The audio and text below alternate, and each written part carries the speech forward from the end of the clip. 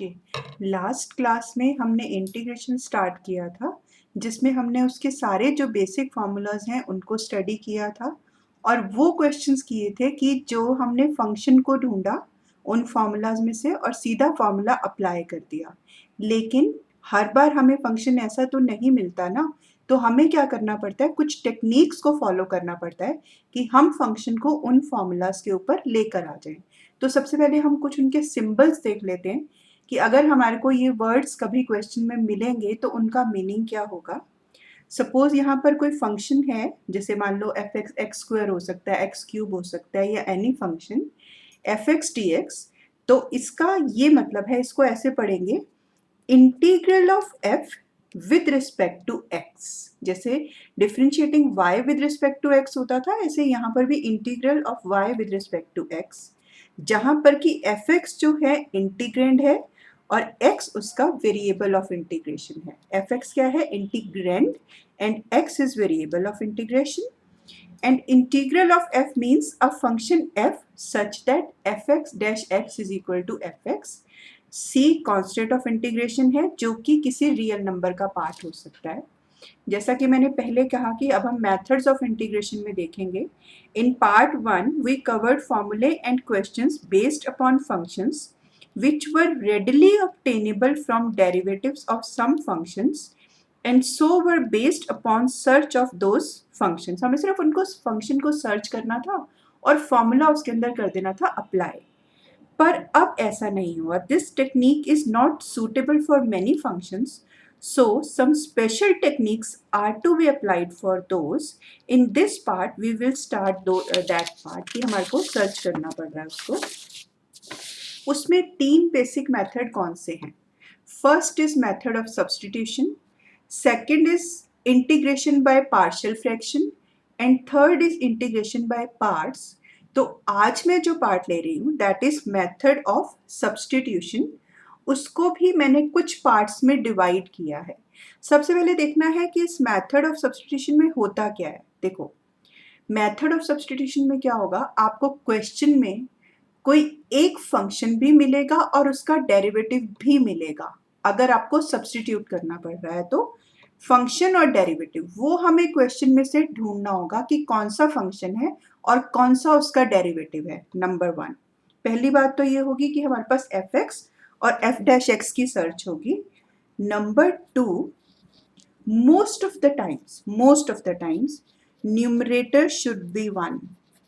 देखो, आपने जितनी भी आइडेंटिटीज देखी हैं हमारे पास, ये तो सिंपल है, इसमें भी आप देखो सब में आपको न्यूमरेटर 1 मिल रहा है ना।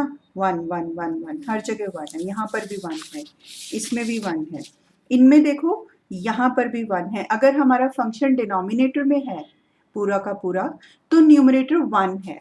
सभी फॉर्मूलाज में आप इनको ध्यान से देखो।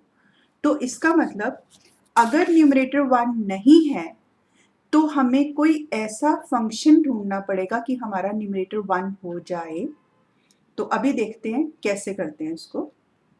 देखो, अभी यहाँ पर हर तरह के क्वेश्चन देखो, ये 1/x प्लस 1 है, ये 1/x स्क्वायर प्लस 1 है, ये 2x/x स्क्वायर प्लस 1 है। यहाँ न्यूमरेटर में 1 नहीं है, पर मुझे नजर आ रहा है कि अगर मैं x स्क्वायर प्लस 1 को फंक्शन ले लेती हूँ तो 2x उसका डेरिवेटिव है। ओके, यहाँ पर मेरे पास फंक्शन में है x4 प्लस 1, यानी अगर मेरे पास यहाँ x स्क्वायर होगा तो उसका फंक्शन डेरिवेटिव 2x होगा। आप यहाँ पर क्या देख रहे हो, इस पूरे फंक्शन का डेरिवेटिव 2x है। यहाँ पर आप क्या देख रहे हो कि अगर आप उसका एक पार्ट ले लेते हो तो उसका डेरिवेटिव 2x है। अब तो इन क्वेश्चंस को हम कैसे हैंडल करेंगे, 1 बाय 1 देखते हैं। ये तो यहाँ पर तो क्योंकि x जो है लीनियर पावर में है, आपका जो डिनोमिनेटर है वो एक्सप्रेस हो रहा है लीनियर पावर में, और जो यहाँ पर dx में है वही यहाँ पर वेरिएबल है, तो इसमें तो आप सीधा सीधा लगा दोगे, this is log of x plus 1 plus c को लगाना नहीं भूलोगे। अब ये आपको मिल गया 1/x स्क्वायर प्लस 1। तो आप इसको इस आइडेंटिटी से रिलेट करो। यहाँ पर आपको a की जगह गिवन है 1 तो यहाँ मैं a को 1 का स्क्वायर भी लिख सकती हूँ। इसका मतलब ये मेरी यहाँ पर क्या आइडेंटिटी लगने वाली है, 1/a tan inverse of x upon a, जिसमें मुझे a की जगह मिला है 1। ओके, तो इसको पुट कर देते हैं यहाँ पर सीधा सीधा आइडेंटिटी को। तो मेरे पास ये जो क्वेश्चन बन जाएगा 1/a tan inverse of x plus c। Sidhi Sidhi identity use हो गई। ठीक है, कौन सी आइडेंटिटी हमारे पास यूज हुई, 1/a² प्लस x² वाली। ओके, अब मेरे पास यहाँ पर न्यूमरेटर में 1 नहीं है, जैसा कि हमने कहा कि न्यूमरेटर में हमारे को सारी आइडेंटिटीज में 1 दिख रहा है, यहाँ पर मेरे पास वो 1 नहीं है। तो यहाँ से हम वो टेक्निक शुरू करते हैं सब्स्टिट्यूशन वाली, जो कि fx और f' पे बेस्ड है। सी हाउ, जो फंक्शन होगा उसको हम पुट कर देंगे t। तो यहाँ पर फंक्शन क्या है, ये let x² plus 1 is equal to t, और इसका हम ले लेंगे derivative 2x dx is equal to dt। अब देखो इसका क्या मतलब है कि इस पूरे एक्सप्रेशन में जिसमें मेरा x वेरिएबल था, इसलिए यहाँ ये dx चल रहा था, मैं पूरे एक्सप्रेशन को t में कन्वर्ट कर दूंगी। ठीक है, तो जो 2x dx हो जाएगा वो भी dt बन जाएगा, यानी मेरा वेरिएबल जो है पूरे क्वेश्चन में कुछ dt करके बन रहा है, जिसमें कि न्यूमरेटर फिर मेरा फाइनली 1 बन जाएगा। तो अगर मैं इसको I करूं तो इस हिसाब से जो मेरा ये इंटीग्रेंड हो जाएगा, ये हो जाएगा 2x dx। देखो 2x dx को आप सब्सटीट्यूट कर दो t dt से, और डिनोमिनेटर में जो x² प्लस 1 था वो बन गया t। अब ये आपका बन गया, इसका इंटीग्रेशन वैल्यू आ गया ये log of t plus c। अब वापस आप log की कर दो, t की कर दो value put, log of x² plus 1 plus c। देखो इसमें नहीं आप कर सकते थे, क्योंकि यहाँ पर लीनियर पावर नहीं है। जब लीनियर पावर होगी सिर्फ तभी लॉग लगेगा। यहाँ पर लीनियर पावर थी, बट सब्सटीट्यूट करके हमारे पास क्वाड्रेटिक पावर थी, तो लीनियर पावर को ही हमने लॉग किया है, लेकिन उस वैल्यू को पुट करके हमारे पास x² प्लस 1 आ गया, तो ये ठीक है, इसमें कोई प्रॉब्लम नहीं है। ठीक है, तो आपको फंक्शन समझ में आया कि फंक्शन और उसके डेरिवेटिव को हम क्यों लेते हैं, कि हम पूरे के पूरे फंक्शन में न्यूमरेटर को 1 कर दें, और वो फिर हमारी जो शुरू की बेसिक आइडेंटिटीज हैं कि जिसका डेरिवेटिव और इंटीग्रेशन का डायरेक्ट वो रिलेशन है, वो हमें मिल जाए। हो गया। ओके, अब इसमें देखो यहाँ पर अगर मैं, ये तो मेरा पूरा डिनोमिनेटर में टी पुट करके हो गया था, पर यहाँ सिर्फ अगर मेरे पास x² होगा तो उसका डेरिवेटिव है। कोई बात नहीं, हम इसको ऐसे चेंज कर लेते हैं। हमने इसको लिख दिया 2x अपॉन x² का स्क्वायर प्लस 1। ठीक है, अब x² को t पुट कर दो। देखो बेटा dx dt तो बनना है, तो जो फंक्शन मिल रहा है उसको t ले लो। तो फिर आपने क्या किया, let x² is equal to t 2x dx is equal to dt। तो फिर I आपका क्या बन गया, 2x dx को हमने सब्स्टिट्यूट कर दिया dt से, अपॉन x² की जगह लिख दिया t प्लस 1।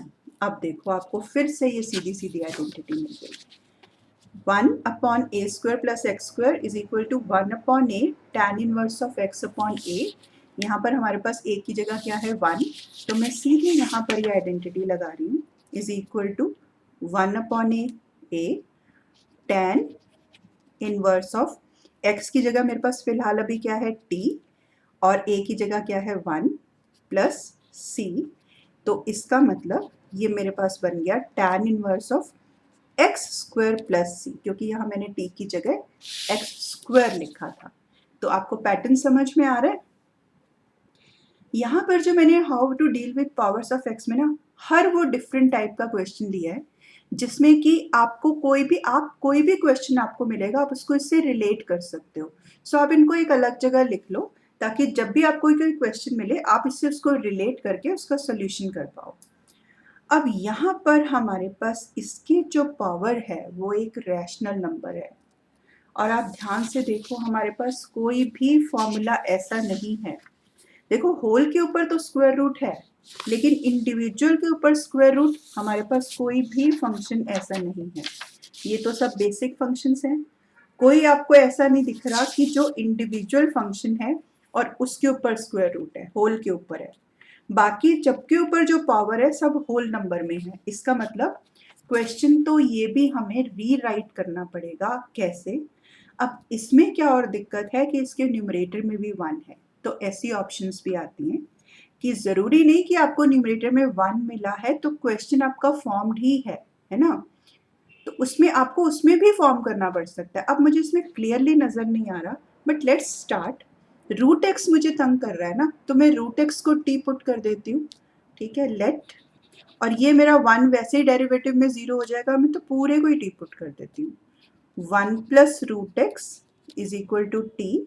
अब रूट एक्स का डेरिवेटिव हमें डायरेक्ट ही पता है, 1/2 root x D x is equal to d T.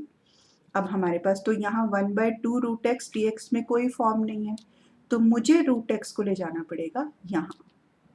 ले जाते हैं, कांस्टेंट को यहीं छोड़ दो, d x is equal to root x d t. अब फिर गड़बड़, यहाँ x वेरिएबल, यहाँ t वेरिएबल, कोई बात नहीं, हम यहाँ से वैल्यू निकाल लेते हैं। Root x is equal to t minus 1, this implies that root x is equal to t minus 1, तो ये क्या हो गया, t माइनस 1 dt। अब हमारा पूरा फंक्शन देखो, कांस्टेंट है, कांस्टेंट को भी मैं ऊपर ले जाऊंगी, यहाँ पर आप इसको भी यहाँ पर ले जाओ साथ में, क्योंकि डेफिनेटली सिर्फ यहाँ पर मेरे पास dx है रिप्लेस करने के लिए। अगर यहाँ पर भी 2 होता तो मैं इस 2 को यहाँ रख सकती थी, पर यहाँ मेरे पास 1 है, तो मुझे भी यहाँ पर 1 ही लाना पड़ेगा। तो अब मैं रीराइट कर रही हूँ, dx की जगह मैं लिख रही हूँ 2t माइनस 1 dt। dx की जगह मैंने लिखा 2t माइनस 1 dt, और 1 प्लस रूट एक्स की जगह रखा t। सेपरेट द टर्म्स, जैसे कि मैंने आपको पार्ट 1 में भी बताया था कि हमारे पास बड़ा ही कॉन्सेप्ट इंपॉर्टेंट रहने वाला है, सेपरेट द टर्म्स। और सेपरेट द टर्म्स में क्या है कि आप डिनोमिनेटर को ना, जो एलसीएम से पहले वाला स्टेप होता है वहां पर ले आओगे, तो ये बन जाएगा t upon T minus 1 upon T D T is equal to 2 बाहर ही रहने दो, 1 minus 1 upon T is equal to, अब D T, don't forget to write D T. 1 का इंटीग्रल क्या हो, ये तो 2 आ गया, इसका हो गया t minus log of t plus c। अच्छा, अब t की जगह वापस सब्स्टिट्यूट करें वैल्यू, तो मेरे को t की जगह मिल गया 1 plus root x minus log of 1 plus root x plus c. Okay, ऐसा भी हो सकता था कि मैं सिर्फ रूट एक्स को टी पुट करती, वो 1 प्लस टी हो जाता है, बट ना आपकी कोशिश रहनी चाहिए एक बहुत ही, एक जिसको कहते हैं कि फिक्स्ड कोशिश रहनी चाहिए कि आपका डिनोमिनेटर एक सिंगल उसमें कन्वर्ट हो जाए टर्म में, और ताकि फिर आप सेपरेट द टर्म्स लगा सको।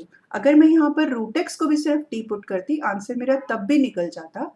बट ये कुछ बेसिक्स को जो हमने दिमाग में बिठाया हुआ है कि न्यूमरेटर को हम हमेशा एक कोई मोनोमियल सिंगल टर्म में कन्वर्ट करके सेपरेट द टर्म्स अप्लाई करते हैं, तो एक बड़ा बेसिक सा फंडा है कि हम क्वेश्चन के बहुत ही सिंपलर वर्जन पे पहुंच जाते हैं। ठीक है, इसमें हो गए। चलो कुछ और क्वेश्चंस देखते हैं।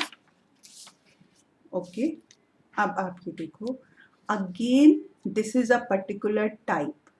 देखो, जब भी आपको 1 अपॉन एक्स मिले, यहाँ पर सिंगल पावर में, यहाँ पर हमेशा इसकी पावर 1 होनी चाहिए, सिर्फ तभी ये वाला मेथड मैं ये नहीं कहूँगी कि यही मेथड एप्लीकेबल है, बट बहुत सिंपल हो जाएगा। और यहाँ पर इसकी कोई भी पावर हो सकती है, n की जगह 4 भी हो सकती है, 3 भी हो सकती है, 10 भी हो सकती है, 20 भी हो सकती है, कुछ भी हो सकती है।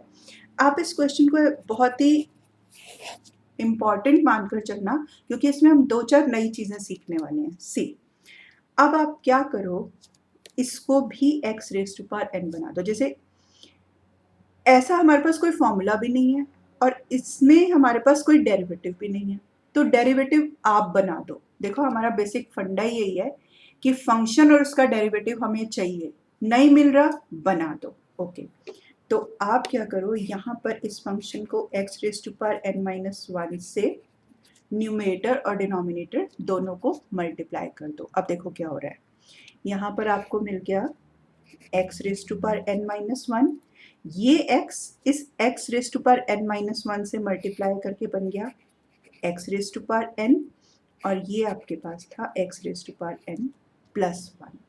अब मिल गया आपको फंक्शन भी और डेरिवेटिव भी। पुट कर दो, let x raise to power 1 n plus 1 is equal to t n x n minus 1 dx is equal to dt।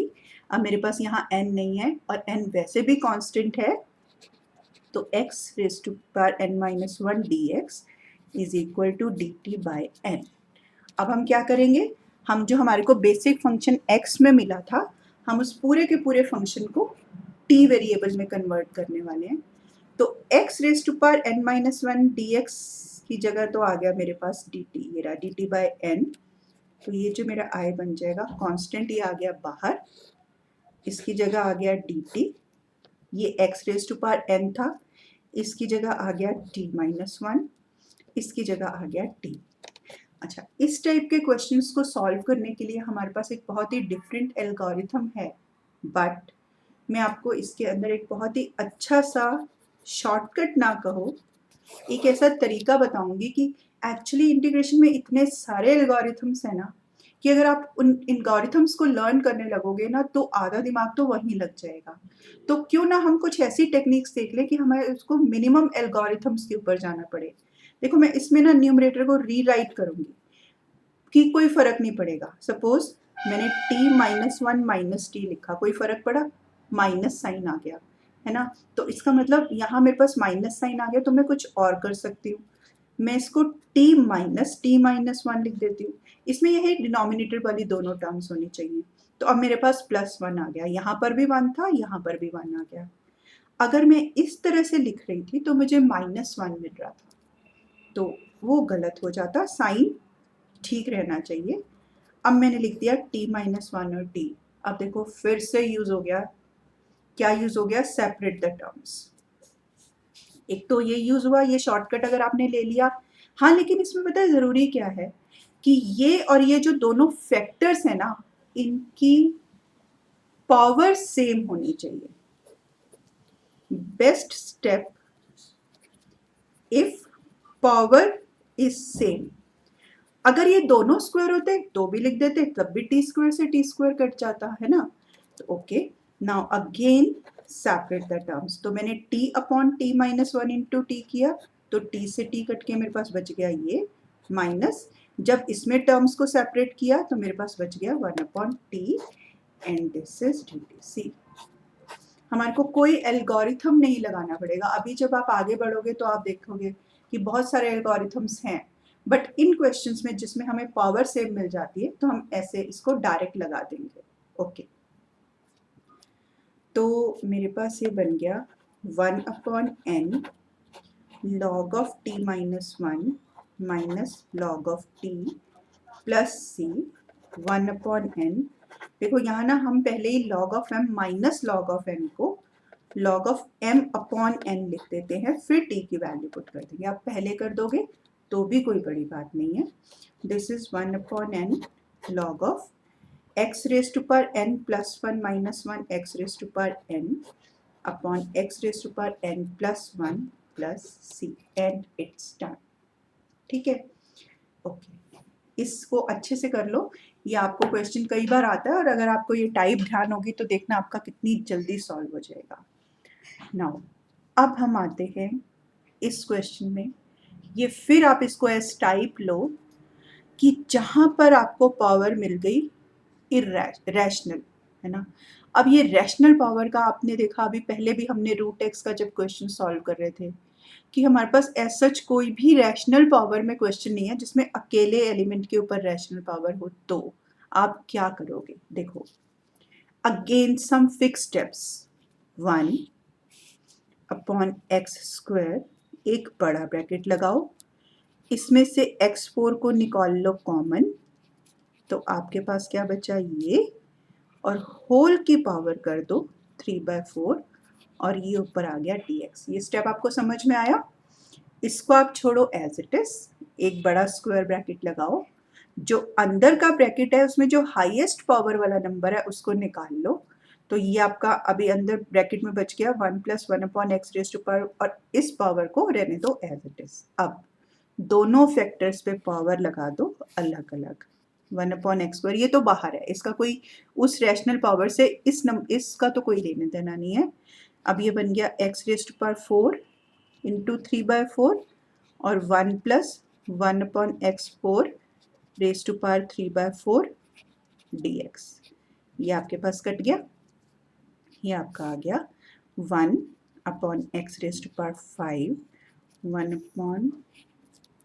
1 plus 1/x⁴ raise to power 3/4।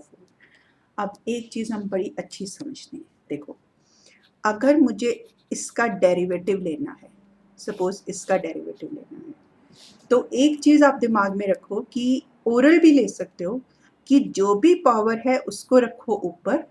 अगर यहाँ पॉजिटिव, देखो अगर पॉजिटिव या नेगेटिव साइन कुछ भी हो सकता है, पॉजिटिव मिला है तो आप लगाओ नेगेटिव, नेगेटिव मिला है तो आप लगाओ पॉजिटिव, साइन को मतलब कि कर दो चेंज और नीचे की पावर को दो एक बढ़ा। देखो कैसे, सपोज मुझे 1/x यही ले लो, 1/x⁴ मिला है, इसका मुझे डेरिवेटिव निकालना है, तो क्या हो जाएगा x⁻⁻4, है ना। तो x⁻⁻4 अगर आपने लिया तो इसका डेरिवेटिव क्या हो गया, -4 से -4 -1 और ये -4 आ गया आपके पास शुरू में, तो वही क्या हुआ, देखो पावर आ गई, ये आपका ये क्वेश्चन बन गया। तो पावर आ गई ऊपर, साइन हो गया उल्टा और नीचे की पावर बढ़ गई। इससे क्या होगा, आपको क्वेश्चन में जिस फंक्शन को t लेना है ना, आप उसको बड़ी आसानी से पहचान लोगे कि आपको कौन से फंक्शन में t लेना है। अब मेरे पास ये आ गया, इसका मतलब अगर मैं इसको t लूँगी तो मेरे को 1/x⁵ मिल जाएगा। जो भी कांस्टेंट में मिलेगा उसको हम बाद में देख लेंगे। ओके, तो अब पुट कर देते हैं t, 1 plus 1/x⁴ is equal to t, sign को किया चेंज, पावर को लिखा ऊपर, नीचे की एक पावर को बढ़ाया, dx is equal to dt, correct. अब हम इसको वापस पुट करते हैं, देखो मेरे को यहाँ पर 1/x⁵ चाहिए, तो बाकी को मैं उधर ले जाती हूँ, 1/x⁵ is equal to -1/4 dt। अब मैं इसको वापस पुट कर रही हूँ, तो मेरे पास i फंक्शन क्या बन गया, 1/t⁻³ और ये वाला -1/4 आया शुरू में और ये dt लग गया आपके पास यहाँ। तो इसका इंटीग्रल क्या बैठेगा, 1/4 ये t⁻³ plus 1 upon -3/4 plus 1 c, correct. अब आप इसको सॉल्व कर लो, तो ये आपके पास बन जाएगा -1/4 t⁻1/4 1/4, इसका मतलब प्लस c, इसका मतलब आपके पास सिर्फ क्या बचा, -t⁻1/4, फिर उसके बाद t की जगह उसकी वैल्यू को रख दो वापस। ये टाइप भी आपको अच्छे से समझ में आ गई। चलो अब बढ़ते हैं नेक्स्ट वर्जन पे। x³ का डेरिवेटिव तो 2x होता है, हमारे को यहाँ पर मिल गया √x, कोई बात नहीं। हम ये सोचते हैं कि √x किसका डेरिवेटिव होता है। अब मुझे ये सोचना पड़ेगा ना √x किसका डेरिवेटिव होता है, तो ठीक है मैं ऐसा करती हूँ, √x का इंटीग्रल लेके देख लेती हूँ एक बार कि ये किसका डेरिवेटिव है, एक दूसरे के फंक्शन से तो है, +1/1/2। अच्छा, इसका मतलब ये x⁻³ का अगर मैं डेरिवेटिव लूँगी तो मेरे पास x⁻1/2 आएगा, तो मतलब मेरे पास यहाँ पर होना चाहिए था 3/2, पर मेरे पास है 3। तो मैं क्या करती हूँ, इसका स्क्वायर भी कर देती हूँ और स्क्वायर रूट भी कर देती हूँ, ऐसे इसका भी स्क्वायर भी कर देती हूँ और स्क्वायर रूट भी कर देती हूँ। अब सोचने वाली बात यह है कि मैं t किसको पुट करूँ, पूरे फंक्शन तो कर नहीं सकती क्योंकि फिर वो फाइनली 2 से 2 कट के x³ बच जाएगा। मेरे पास डेरिवेटिव इसके सिर्फ इतने पार्ट का है, तो ठीक है इसी को t पुट करते हैं, let x⁻³ is equal to t 3/2 x⁻³ -1 dx is equal to dt। मेरे को ये 3/2 यहाँ पर नहीं चाहिए तो मैं उल्टा ले जाती हूँ, √x dx is equal to 2/3 dt। लो जी, बन गया आपका क्वेश्चन। तो मैंने फिर जब आई को रीराइट किया, ये तो पूरा किस में चला गया, 2/3 dt में, ये मेरे पास बच गया a⁻³ 3/2 का square minus T square. Numerator में आ गया 1। अब ये कांस्टेंट की पावर है बेटे, हमारे को जो इरेशनल पावर होती है ना वो वेरिएबल में हो तो फर्क पड़ता है, कांस्टेंट की तो साथ में लेके चल पड़ो। नाउ अगर next job is to find the suitable formula, so here it is. See, आपके पास क्वेश्चन में क्या है, dt upon a⁻³ whole square minus T square, this is constant. a⁻³ भी एक कांस्टेंट है और a भी एक कांस्टेंट है, तो उसने a की जगह a⁻³ कर दिया तो कोई फर्क नहीं पड़ता, ठीक है। ओके जी, चलो हम इसमें फिर अब ये वाली आइडेंटिटी पुट करते हैं। मेरे पास क्या बनेगी, 1/2a log of a plus x upon a minus x. तो मैं ये पुट कर देती हूँ, 2/3 एज इट इज आ गया, 1/2a, a की जगह मेरे पास क्या है, 3/2 log of a plus x, x की जगह पे फिलहाल t है, a माइनस एक्स प्लस सी। अब कर दो t को वापस पुट, तो ये हो गया 2/3 1/2 a⁻³ log of a⁻³ plus x⁻³ upon a⁻³ minus x⁻³ plus c। हो गया ना सिंपल। अब देखो एक और है ना बहुत ही इम्पॉर्टेंट टाइप के, मतलब इम्पॉर्टेंट तो सारे ही हैं, एक और डिफरेंट टाइप के हमारे पास क्वेश्चंस बचे।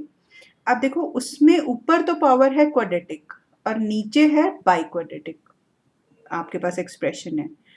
अब बस इतना ज़रूरी है, फिर चाहे ऊपर प्लस नीचे +1 हो, ऊपर माइनस हो या ऊपर प्लस या माइनस कुछ भी ना हो, अगर एक बार आपको ये मिल गया तो हमारे पास समझ में आ जाता है कि हमने क्वेश्चन को किस तरह से चलाना है। देखो सबसे पहले तो आपने क्या करना है, हर टर्म को x² से डिवाइड कर देना है। सब मैं इस क्वेश्चन को देख रही हूँ और ये आपको अपने आप समझ आएंगे। Divide every term by x², तो ये क्या बन जाएगा, 1 + 1/x² upon x² plus 1/x²। Step 1 over. Step 2 में आपने क्या करना है, this is step 1, you know these are fix steps, आपको कोई भी क्वेश्चन ऐसा आ जाएगा आपने उसको ऐसे ही उठाना है। फिर स्टेप 2 में आपने क्या करना है, डिनोमिनेटर में 2 को प्लस भी कर देना और माइनस भी कर देना, this is again fix step.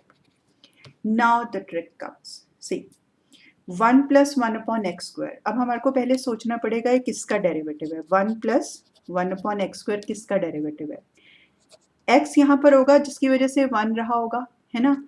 जब हम डेरिवेटिव लेते हैं तो साइन चेंज होता है और नीचे की एक पावर बढ़ती है, इसका मतलब -1/x का डेरिवेटिव 1 + 1/x² बने, साइन हो गया उल्टा, नीचे की एक पावर बढ़ गई और ये वाली पावर आ गई आपके पास ऊपर, तो ये इसका डेरिवेटिव रहा होगा, है ना। करते करते आपको डेरिवेटिव्स की प्रैक्टिस करते करते ये चीज़ समझ में आ जाएगी कि डेरिवेटिव में से फंक्शन कैसे निकालूं। और अगर आपको ये नहीं समझ में आ रहा तो हम अभी कर ही तो यही रहे हैं कि आप इसको इंटीग्रेट करो, आपको वो फंक्शन मिल जाएगा जिसका ये डेरिवेटिव होगा। क्या समझे। अगर आपको समझ नहीं आ रहा कि किसको टी पुट करना है, तो ये जो आपको फंक्शन है इसको आप इंटीग्रेट करो, जो आपको फंक्शन मिल गया उसका ये डेरिवेटिव रहा होगा, क्योंकि दोनों एक दूसरे के उल्टे हैं। तो इसका मतलब अगर मैं x - 1/x को टी पुट करूंगी तो मेरे पास डेरिवेटिव आएगा 1/1 + x²। लेकिन अगर मेरे पास यहाँ ये होगा तो इसकी वैल्यू आपके पास आ गई ये, तो अगर न्यूमरेटर में मेरे पास 1 - 1/x² है तो वो इसका डेरिवेटिव होगा। अब देखते हैं हमारे पास क्या है, मेरे पास ये है, तो मेरे पास यानी कि ये x - 1/x का डेरिवेटिव है। तो मैं डिनोमिनेटर में अब इसको करने वाली हूँ कन्वर्ट, माइनस का साइन इसके अंदर लगा के इसको x - 1/x का होल स्क्वायर प्लस ये बन गया √2 का होल स्क्वायर। नहीं स्टेप समझ में आया, वापस जाओ अच्छे से समझ में आओ। Now let x - 1/x = t 1, sign को किया उल्टा, नीचे की पावर लिखी ऊपर और नीचे की एक पावर बढ़ा दी, this is the shortcut dt। तो इस हिसाब से मेरा पूरा न्यूमरेटर जो था 1 + 1/x² dx किस में चेंज हो गया, dt में, ठीक है, dt अपॉन ये मेरे पास क्या बच गया, सिर्फ इतना सा एक्सप्रेशन बच गया। ये फिर आपके पास देखो, आप जिन आइडेंटिटीज को बार बार लिखते आ रहे हो, ये फिर आपके पास एक आइडेंटिटी बन गई किसकी, अभी तक तो आपको याद भी हो गई होगी, ये किसकी बन गई, 1/a² + x² की, 1/a tan inverse of x/a लगा दो, this is equal to 1/a, यहाँ पर a की जगह क्या है, √2 tan inverse of x/a plus c, t को वापस पुट कर दो, 1/√2 tan इनवर्स, t की जगह मैंने पुट किया x - 1/x/√2 plus c and it's done. अब अगर यही क्वेश्चन आपका होता है x² - 1 में, तो ये स्टेप, अब देखो मैं इस क्वेश्चन को सॉल्व कर रही हूँ, ये स्टेप भी एज इट इज आएगा, ये स्टेप भी एज इट इज आएगा, ये दो स्टेप्स तो आपके आएंगे एज इट इज। अब मुझे डेरिवेटिव चाहिए 1/x का, तो मैं इस स्टेप में +-2 को इन्वॉल्व करने की जगह +2 को इन्वॉल्व कर लूँगी।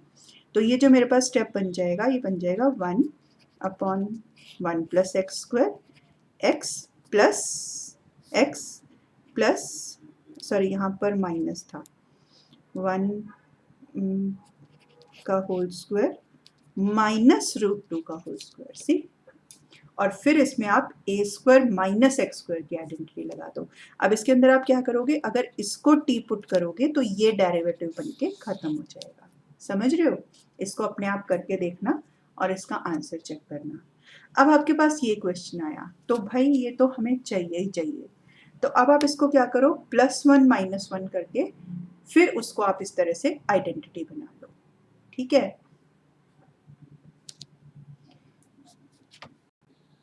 देखो, अब एक क्वेश्चन ये राइज होता है कि ये तो तीनों आपको समझ में आ गए, बट व्हाट इफ अगर आपको ये क्वेश्चन मिल गया, है ना।